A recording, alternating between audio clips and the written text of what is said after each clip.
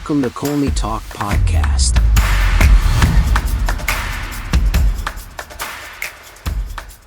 Hello everyone, hope you're doing well. Welcome to another episode of Colney Talk Podcast, your bite-sized breakdown show. I'm your host Alex. First-time listeners, glad to have you here.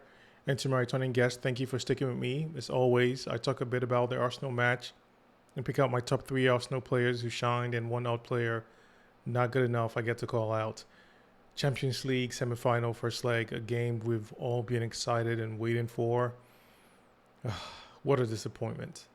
Even though it's only Dembélé's goal separating the sides, PSG had a couple more scoring chances that won the second leg and in Paris. So, next week we have a lot preparation between now and then. And it's all come down to this. We have given everything that brought us to this point. Everything is on the line, and I'm sure the team can get it done. The opening phase of this match was something that looked like it was a plan or the way to punish Arsenal, to score early, keep them off their rhythm, having us chasing the game, putting a lot of pressure to get us off our balance. And they did that. PSG burst out of the blocks with intensity. We know they have the pace, and we were immediately placed on the back foot. Dembele's strike set the tone for what became a challenging evening for a lot of us watching the game. The scare, the nerves, all that. It was too early, really early in the game. His shot cannoned in off the post, giving David Raya absolutely no chance to save that. This was our first game we had ourselves trailing in the knockout stages of this campaign. But all that is just talk. We need to handle our business and be ruthless. That's it. Thomas Partey's absence was glaringly obvious, where we looked like we were playing someone out of position because we had to adjust in that midfield area. Our midfield suffered. PSG's trio of Neves, Fabian Ruiz, and Vitinha absolutely dominated the central areas. Their technical quality and coordinated pressing made it nearly impossible for us to establish any meaningful solution early in the game. And from the pressure that they applied, particularly in transition, we could not cope. We were not able to do that. PSG trapped us in a way that we had to find answers much later in the first half. And that's okay, but that was a really tough way to deal with the game, especially coming off a 1-0 lead. Kvaratskhelia on the left, who created the opening goal, gave Timber a lot of fits. He handled most of it, but, very visible fits. And that's a challenge. He repeatedly found pockets between all defensive lines, even when he dropped to the halfway line to pick up the ball. So that was a lot for him to deal with. We weren't comfortable. He needed some cover. I'm not sure Saka did enough, but there was that gap. And it felt like that was the vulnerable spot that the PSG identified to attack us. And I think PSG played 4-1-4-1 defensive block, which stifled any creative outlets for us.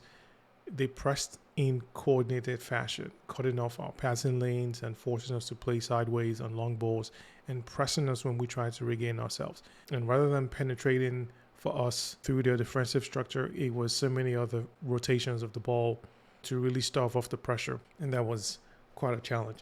It took us a while to get our foot in the game. And more importantly, in my opinion, we needed to generate as much early shots, regardless of how it came or how it looked, because we had to generate something. We had to create that belief on the ball, on the field, and something with the players.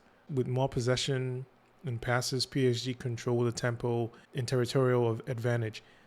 And that made us work more than we would have liked. And that's okay. We know their quality. We know there was a level of fight that we had to come with, this game and the players that we were going to come up against. And, we dealt with it in a way that felt that it wasn't really bad, other than how we suffered. Well, looking at the first half, PSG played with freedom and confidence, taking the game to us in our own stadium. I didn't like that. Their front-footedness, springing, pressing, disrupted our build-up play. And bundled with that, their midfield overloads were too much for Arsenal as a big hill to climb back from. As the first half progressed, I saw Lewis-Skelly step in more in the middle to give us more help, and he was really good. We were getting some relief when he got on the ball and drove forward. Our moments started coming. In the closing stage of the first half, we finally began to assert ourselves. Martinelli's efforts forced Donnarumma into a fine save. I mean, we had it right there. We started pushing and we looked like we could have done more with a bit more added minutes. A little too late, yeah, but that the late surge gave us something to build on heading into the second half, and that's how we looked in the first act of this game. It was late for us to start climbing back, but we've kind of dealt with that in different ways, but those chances was enough to build back confidence in how we were going to react coming to the second half. And that second, we saw some tactical adjustments which had us play more compact and cohesive in our pressing. Then we got a big lift when Mikel Merino scored a header. I was elated from Declan Rice's free kick. That guy is just awesome. But, shortly lived because VAR busted my bubble, ruling it offside. That was so painful. Despite that, the disallowed goal seemed to galvanize Arsenal. We began to find more spaces in wide areas. Lewis-Skelly was making driving runs that troubled PSG's defense.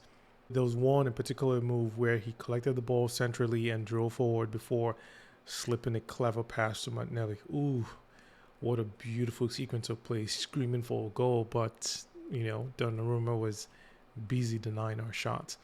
And then Trossard came close with a good opportunity, but again, Donnarumma doing his thing, denying us and making it even harder. These chances kept us very much in the contest, and I like that even more so as a way to build ourselves back in the game and give them more of those fights and those defenses that they had to build and what they had to defend from us.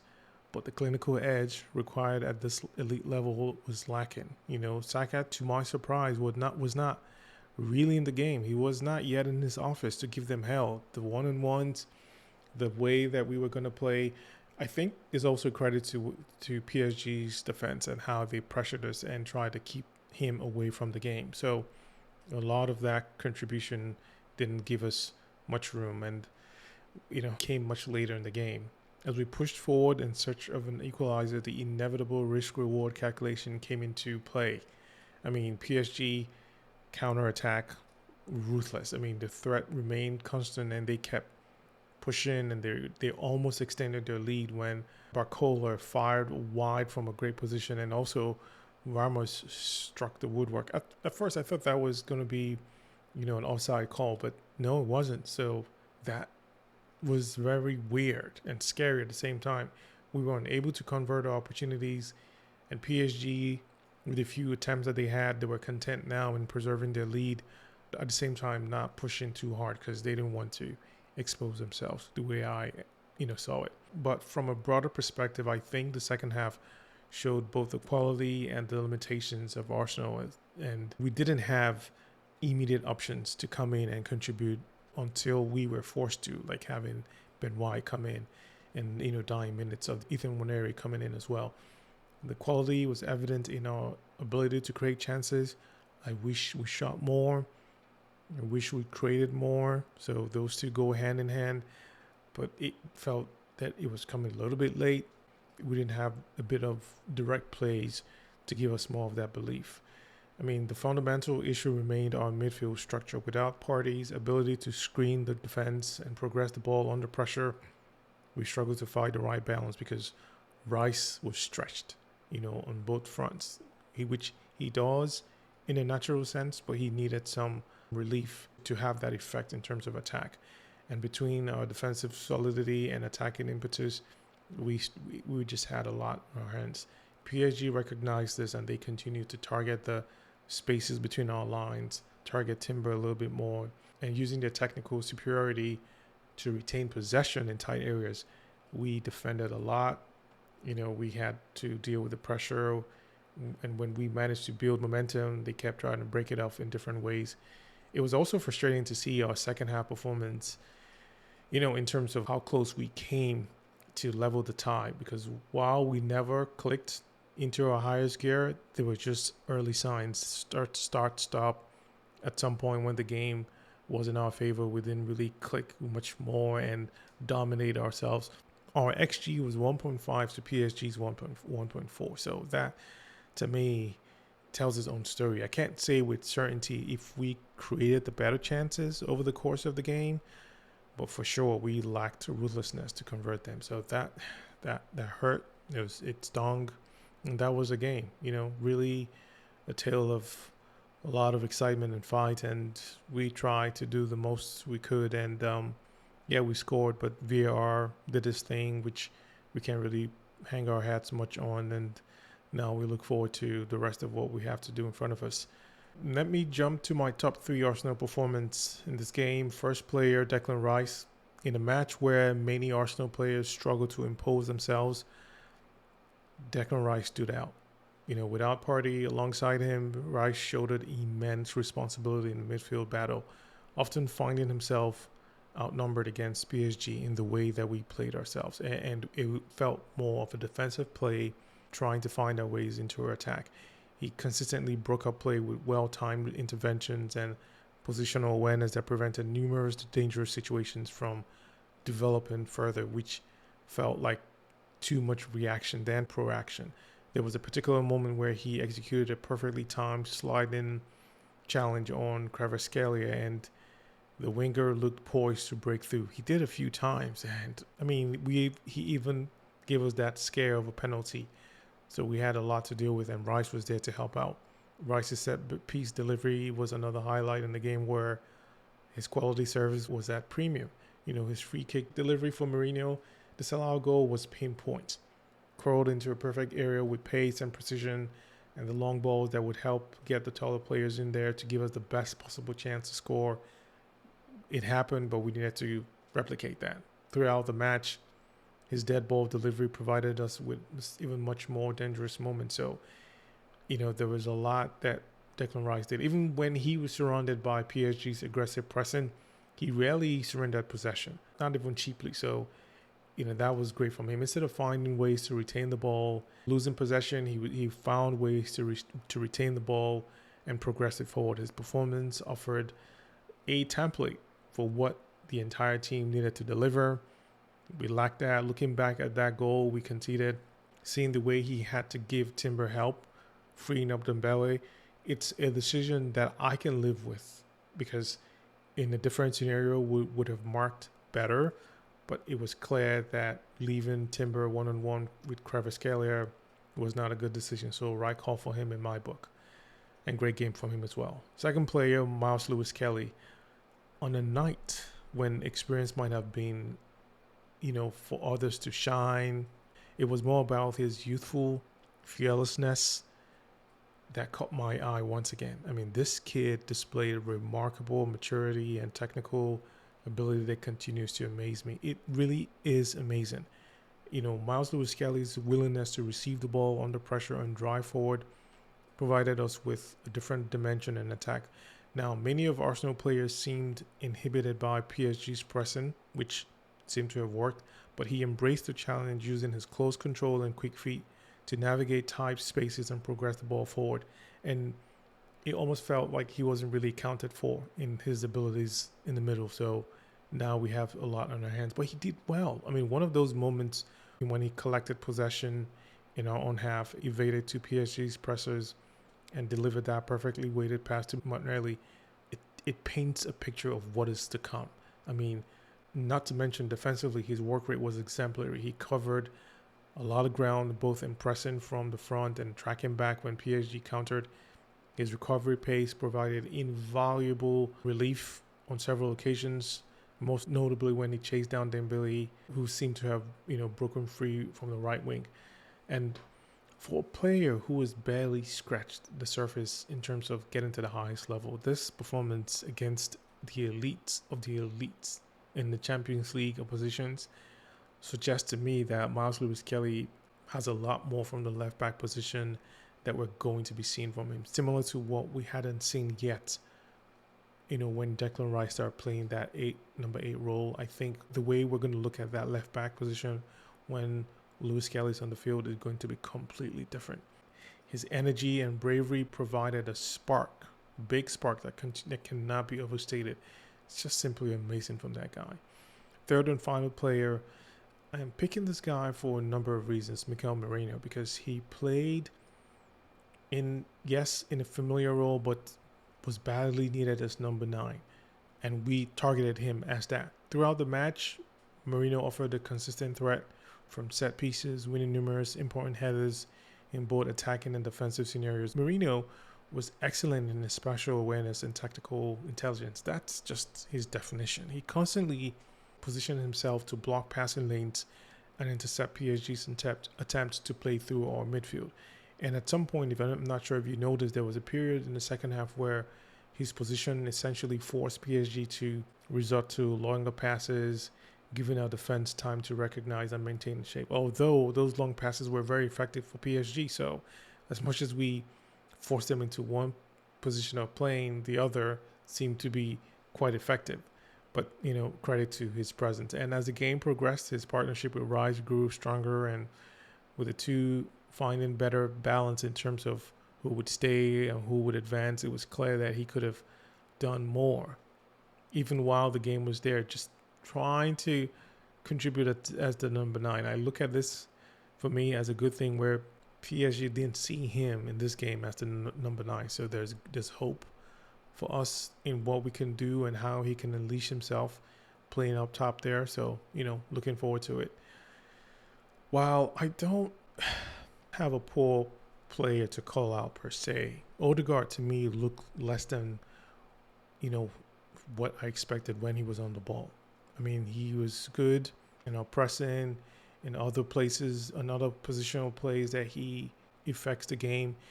Yes, it sounds like it's normal, but that is because his standards are higher and the expectations should just be the same. I needed the captain to lead by example, and unfortunately he was short of the standards. Setting that tone, he didn't do that, and he needed to do that in a different game. In our home turf, this is where he should have done that. And Odegaard is usually so influential in our attacking play. I was hoping he would be more aggressive in scoring chances. I was hoping he would do something a little bit more differently, or raise the bar or push a little harder. Just something. Maybe it may sound harsh, but it looked like he was not stuck in the game. Fabian Ruiz and Vitinha did an excellent job of shadowing him, denying him the time and space, which credit to them. But it's not sure I saw much adjustment from him. That's kind of adding to the point here. And that's what's disappointing, because his inability to adapt to these circumstances is quite defeating. The best playmakers find ways to influence games even when closely marked. Odegaard seemed unable to find those solutions and becoming almost invincible for long stretches of the game. So I didn't really like that. So kind of calling him out in this match. Now, for the return leg, we'll need a much improved performance from the captain. We don't need to say that here, but it's across the board.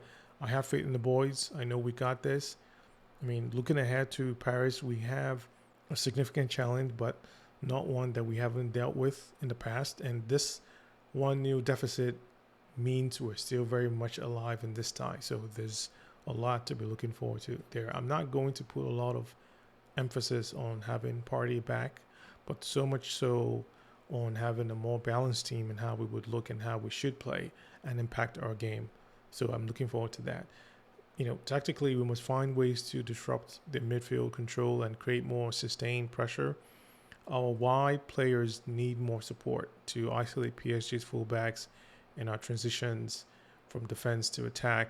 Saka came in a little bit late in moments to affect the game, and I wish he was fed the ball earlier. He kind of got his spark much earlier, but now we have everything to fight for. We need everyone to turn up even more. So that's what we're going to wait for. Now, despite this disappointment, there are enough glimpses of quality to suggest we can trouble this PSG team in Paris. So I'm very optimistic, and I hope you are all as well. So we definitely keep our hopes up and get our spirits ready when that time comes.